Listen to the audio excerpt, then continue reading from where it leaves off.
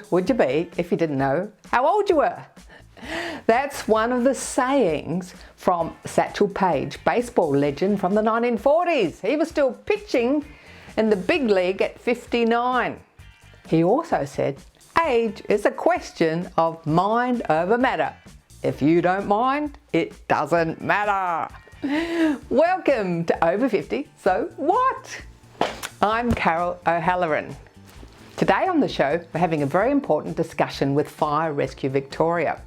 Some great home fire safety tips to help prevent fires at home and to help keep us safe if fire breaks out.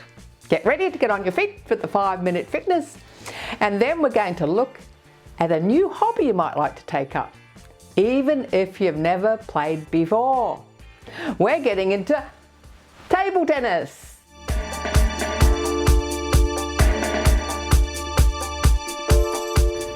Is your home fire safe, fire ready? Did you know that one of the most common causes of fire in the home is leaving cooking unattended? We're going to learn some fantastic tips for being fire safe at home, and we're speaking with Darren McQuade from Fire Rescue Victoria. Darren, thanks so much for coming on the show today.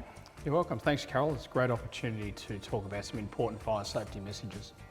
Yes, we're just having a quick word. You know, a lot of people sort of think, a lot of people die in bushfires, but they're not so really aware of exactly the risk at home. Can you just shed some light on that? Certainly most people in the southeastern part of Australia are aware of bushfires and the significant damage that they cause. Unfortunately, far more people die in house fires than bushfires, and in Victoria it's about 3 times as many people dying in preventable house fires than die in bushfires. So you're mentioning something like over 3,000 a year, is that right?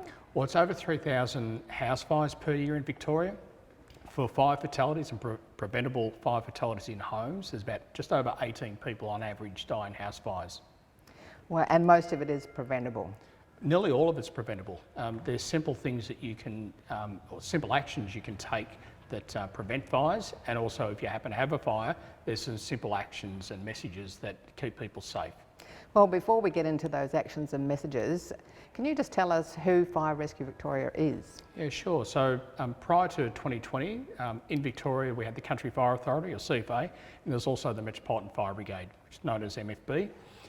On the 1st of July 2020, the 38 career stations of CFA and the 47 stations of MFB amalgamated to become Fire Rescue Victoria. So we have 85 stations across Melbourne and regional Victoria. Now, can you talk us through some of the key flash points, if you, so to speak, in the house for fire safety? So certainly the most common area for fires in the house is in the kitchen. So over 50% of fires start in the kitchen. Of those 3,000 house fires that I talk about, they're not always the ones that cause the majority of fatalities. They're caused by fires in the bedroom and the living rooms. But fires in the kitchen still cause significant damage, and they cause a lot of injuries, particularly burns, people trying to put the fire out. Our simple message for people, if they have a fire in the kitchen, would be to get out and stay out. If they do have a fire extinguisher or a fire blanket and they're competent in using those, then sure, try and use them. But if the fire is getting too big, the safest thing to do is to leave the home, take people out with you, stay out and call 000. So the first thing is don't leave your cooking unattended. That's the most important message in the kitchen, is don't leave your cooking unattended. It happened to my father. He started a fire in his kitchen. So if it can happen to him, it can happen to anyone. Now, if you do get a frying pan that sets on fire, you don't put flour on it or water on it. What are the things you don't do? Now, certainly don't put flour or water. So those things can, or certainly the flour can make the flame bigger. Water can splatter the oil and cause significant burns. The best thing to do is, again, leave the kitchen, take people outside with you, call 000. And again, if you do have a fire extinguisher or a fire blanket and you're competent in their use, you could try those. But if the fire, you'd only try that if the fire's small. If the fire's starting to grow, best thing is to leave the house. You guarantee your safety that way. And you go to the letterbox, is that right? The best thing to do is to have a home fire escape plan, and that's just simply drawing a diagram of your home, showing the exits, both the doors and also the windows as a secondary exit if you can't get out through the door, and have a central meeting point so all the family members meet at the one point. Mostly, commonly, is the letterbox. Now, getting back to the kitchen, if you've got children or grandchildren in the kitchen, what are some safety tips for cooking in the kitchen when you've got children around? Well, the first thing about whether there's children or not is to stay attentive. Make sure you stay in the kitchen. Most fires that start in the kitchen is because people have left the kitchen and they've got distracted. It heats up and it causes a fire. So stay in the kitchen. If for some reason you are distracted, we'd recommend that you take a utensil with you so that you remember that you've still got some cooking back in the kitchen. Priority is don't leave the kitchen though. Pot handles, turn them in if you've got children there, because obviously the children can reach up and grab the pot handle, and you can get some significant burns from scalds with children pulling the pot down on them. And of course, teaching the children and grandchildren some safety tips. Yeah, and look, if they're in your home, make sure that they're familiar with your home escape plan. And I'd recommend that you get them involved in designing it and testing it. Make sure that they practice to get down low under the smoke lane. You can create a bit of a fun environment for them to learn in, and they can draw the home escape plan with your help, and that helps them learn about drawing, but also about the meeting point. And you could also get them to test your smoke alarm. So teach them how to test a smoke alarm, so that's a lifelong lesson that they learn. So as they grow up or go home, make sure their parents are testing their smoke alarm. It's the number one message we have, because most people die in house fires at night when people are asleep, and when people are asleep, you can't smell smoke. And so the smoke detector or the smoke alarm is there to alert you early enough that you and your whole family can escape safely. Now, a lot of people watching the show maybe have hearing aids, or they're looking after elderly relatives, so the hearing's not so good. Can you talk us through what happens if you can't hear the smoke alarm? Yeah, that's fairly common. So smoke alarms will have quite a loud beep, but they're very high pitched, and people lose that ability to hear high pitched noise. There are smoke alarms available that have a strobe light, but they also link to a vibrating pad that goes under the person's pillow and will vibrate when the smoke alarm operates. They're available. They are expensive. However, you can get a subsidy that brings the cost down to about $50 through Expression Australia, certainly in Victoria. Yeah, well, that's fantastic for people looking after elderly relatives. The hearing's not so good. That's awesome. Yeah, that's right, and it's an important subsidy program. So, people over 65 are one of the most at-risk demographics from preventable house fires. So we recommend that certainly if you're hard of hearing, contact Expression Australia in Victoria. For other states, probably contact their local fire service there to see if there's a similar subsidy program in their state. Now, can you take us through the basic checklist for our home that everyone should be aware of? Sure, we have a fire safety checklist on FRV's website, so people can go to frv.vic.gov.au and get the checklist. The first thing to do is to ensure that you have working smoke alarms and test them regularly. Have a planned and practiced home fire escape plan. Keep looking when you're cooking. We've talked about that today. Only plug in one electrical device. Keep exits clear. Keep all items that may burn at least 1 metre from a heat source. Keep lighters, matches, candles, incense, oil burners and cigarettes out of reach of children. Store chemicals safely away from ignition sources and out of reach of children. And always leave keys in locked doors and security screens when you're inside so you can escape if the fire occurs. So if someone wants to get the fire safety checklist or get any other tips and things to be more fire aware in their home, where do they go? All of the information that we've talked about today is available on FRV's website, so frv.vic.gov.au. It's all there. All right, awesome. So, and you are saying that most of the fatalities and the fires at home are preventable? Nearly all the fires in homes are preventable. There's some simple things you can do to stay safe in your home. Firstly, ensure that you've got working smoke alarms, test them monthly, vacuum or dust them annually to make sure they don't give false alarms. If you do happen to have a fire, get out, stay out, call 000. So get down low, go, go, go, get out, stay out and call 000 fire. That'll keep you safe. Awesome, thanks Darren. Thank you.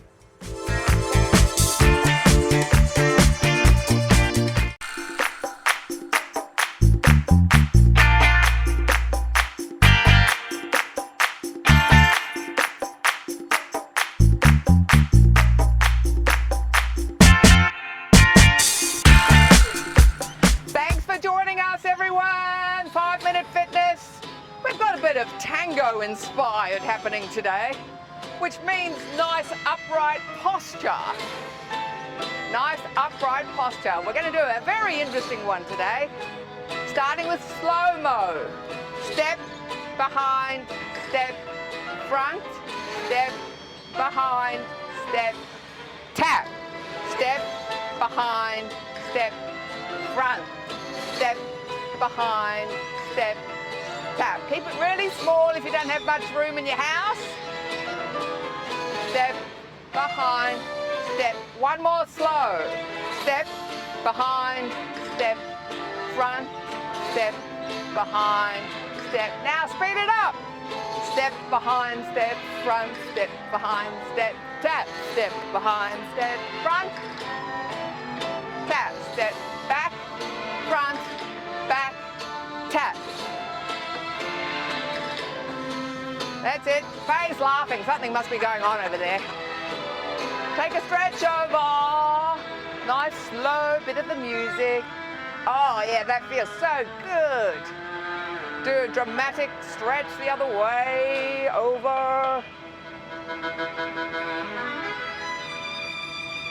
Okay, take it back to the middle.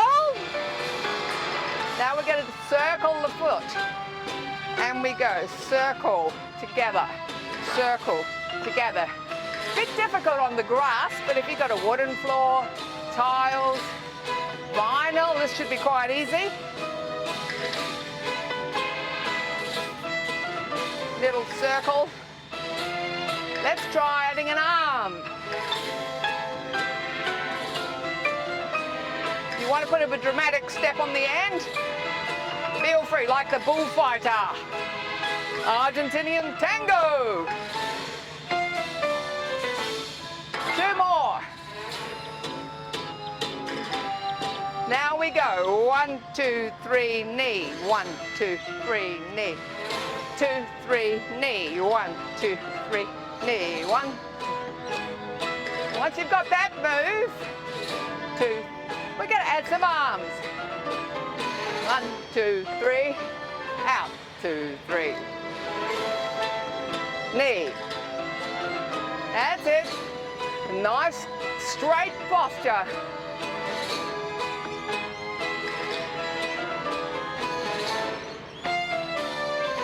Now bring it forward. Whoop. Got the arms wrong myself then.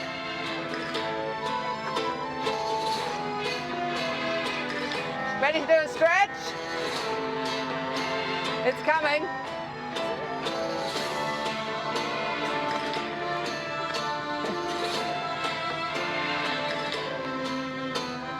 One, 2, 3.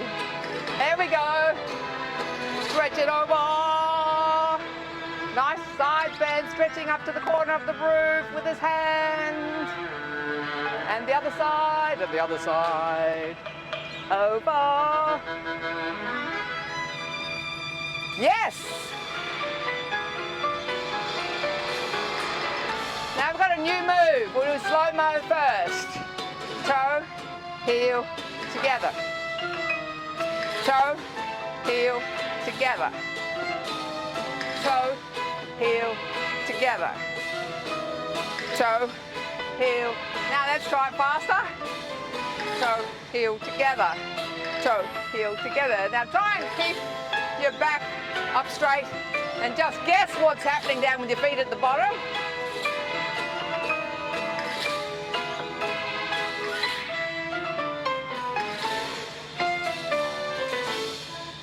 That's it.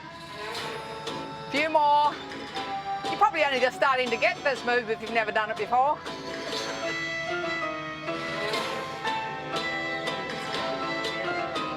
Two more. That's one. Back to the walking. 1, 2, 3, knee. 1, 2, 3, knee. Coming forward. Add the arms.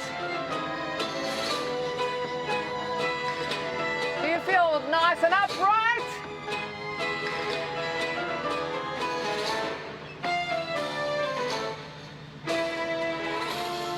Oh. Let's take a lovely side bend to finish. Yes, very dramatic. Congratulations. Congratulations! We rock!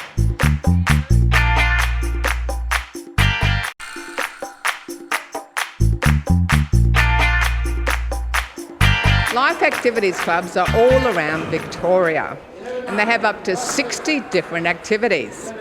Maybe there was something you used to do decades ago when you were in your teens or 20s and you thought, I wouldn't mind getting back into it. Maybe table tennis is one of those things. We're speaking with Barry from Sandringham Life Activities Club. Hi, Barry. Hi, Carol. Now, you're the ex-presidente for many years, aren't you? The ex-presidente. Been with Life Activities for 24 years. What's the philosophy of Life Activities The Clubs? philosophy of Life Activities is it's mainly to keep people 50 plus, very active, early retirement, or people that have retired. If they need something to do, they can come down the club and we make everybody welcome. And they could just be semi-retired And they could be semi-retired. And I know there's a great range of ages, up into the late 80s. We've got table tennis players playing like in their late 80s. We've had table tennis people in their 90s. And, Wow. and they still stay very active. What do you have to do to become a member? To become a member, you have to join the club. It's only a low fee. We have a lot of activities that are free. We have our Melbourne Cup, we have Christmas functions, and we've got about, I think, 16 different activities that we do. We have our table tennis, as you can see today, and we have bones and balance. Bones and balance is a terrific activity because as you get older, a lot of people have falls and things like that. So we have Wynne McLean, she's our convener, qualified. We also have yoga dance, we have Tai Chi, bushwalking, we have a lot of games, we have Mahjong, Rummy Cub, dine outs. Lorraine does the dine outs, and the dine outs are great because even if people are lonely, single, whatever, they can come to a dine out and feel perfectly safe. Hi, Lorraine. Hi, how are you?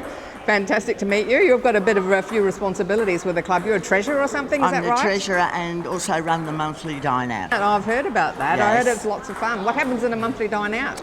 Nothing, but people go and enjoy and try and do BYOs or try and stay in the area and get an average of about 20 to 25 people monthly.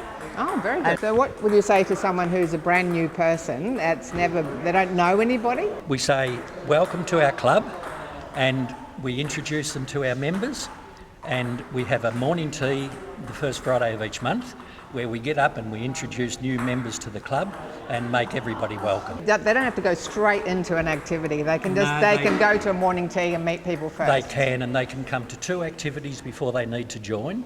So if they want to try something, they just come to a couple of activities and then they decide whether they want to join the club. Most people that come to an activity usually join the club. We started off quite a few years ago with about 120 members, and now we're over 400. Wow, that's just one club. What about the whole round Victoria? We have clubs right down as far as the Surf Coast, Ballarat. We span right around to Wodonga. You come down to Casey, Cardinia. You go down as far as Mornington. A lot of people move from the outer suburbs and they want to come down to these new high-rise apartments. So we've got activities for them called Inner Melbourne or Port Phillip. And then they come down here to Sandringham, which is what we call the Friendly Club. Well, I'm sure they're all friendly, Yeah, but anyway. They are. Yeah. Now, every activity of Life Activities Clubs has a convener, and we're at table tennis, so we're speaking with Ian, who is the convener for table tennis. Hi, Ian. So what does a convener do? Opens the doors, gets the table tennis balls and bats out. I don't even have to set up the tables because there's a night group before this, so I've got it easy. You've got an easy job. Yeah, just lock up again, just make sure everyone's happy, and we all have a hell of a lot of fun here actually. So, did you play table tennis before you joined this? Oh yeah, when I was about 19 or 20, and I was thumbing through the seniors pamphlet about 3 years after I retired, thinking, I've got to get out and do some things, And table tennis, I used to play that. That was good fun. So I turned up down here to play table tennis, and I've been here ever since. Oh. Yeah, it's a wonderful club. It really is. So what happens if someone's got a bad, like I broke my shoulder, someone's got a bad shoulder or a bad knee or a hip or whatever, how do you accommodate that with the table tennis? Well, I mean, depending on the injury, but we usually go easy on people. So this is all about fun. Yeah, it's all about fun, and people just know to work within their limitations, don't they? Yes, yes. So for a beginner like me, how would you introduce me to table tennis? Would you just give me a lesson and then... Well, usually I explain the rules to them and get them aside and have a few hits, try and see what they're like and what they can do, and show them how to serve if they don't know how to do that. And once they've mastered a serve, they can start to play a game, and that's where they really start to learn. You learn by your mistakes with this game quite often. Like with any activity, any new activity. I guess you're right, yes, yes. So if you go windsurfing or stand-up paddleboarding, you have to fall in a few times before you master it. So table tennis, you've got to miss a few balls or hit them off the table into the Netherland. There's always a learning curve. But it's a great activity for warming up, especially on a cold winter's day. We can come down here and before you know it, you're stripping off and sweating away, it's fantastic. You rotate people so they get a chance to play with multiple different... Yeah, it's pretty much a rule that if you just played and there's somebody sitting out not playing, we're supposed to leave the table and allow them to play. And it's pretty informal, and that seems to work pretty well. Okay, someone's sitting at home watching us today, listening to us, watching the table tennis, and they're thinking, oh, I don't know about getting out of the house, I don't know anyone, I don't know if I can rock up on my own, I've never played table tennis before. What would you say to them? Well, I've played table tennis before, but I was in the same situation. I didn't know a soul in this club. I just rocked up on the appointed day and sort of walked in, and I was very welcomed. Nice, welcoming people here, and very friendly, and it just went on from there, and I just kept coming back. It's really a good club, this one. All right, awesome. Well, thanks so much. I look forward to giving it a go. Okay, well, I'll teach you a few things if you like. Yeah, sure. So what do I do? So, have you played before? No. Well, first I think we're going to have to teach you how to serve. Okay. Okay, because you can't play unless you can serve. Right. Now, the idea is the server will be standing there in doubles. Yes. And the idea is that you hit the ball onto the table somewhere here, so it bounces over the net. So it has to be in the diagonally opposite. Yes. Right. I'll just show you how that goes. Okay. So you hit it over like that, and then you keep playing, right? Okay. Have a practice serve first. Let me practice. Practice a couple of... Just relax. You look like you're going to beat me and thrash me down there. And hit it down onto here and over into there. Okay. Get it?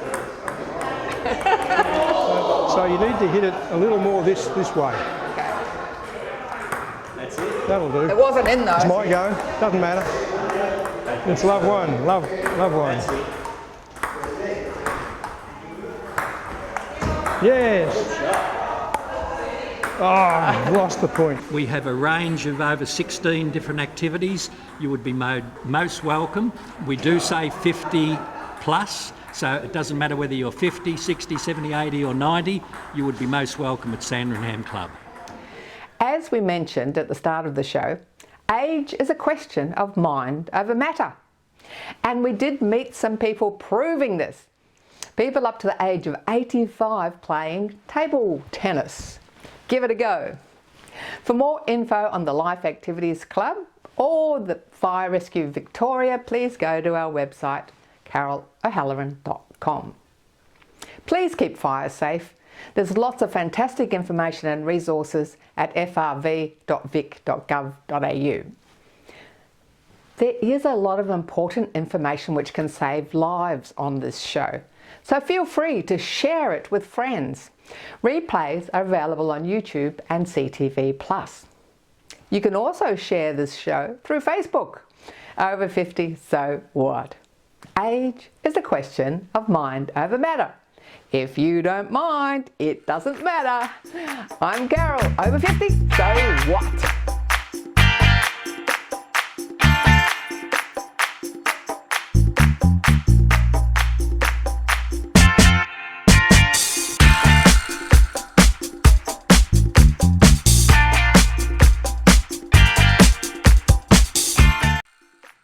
Thanks for watching our TV show. Be sure to hit subscribe and then you'll never miss an episode. Jump on Facebook, join our group, get in on the fun, fitness, wellness and inspiration. I'm Carol, over 50. So what?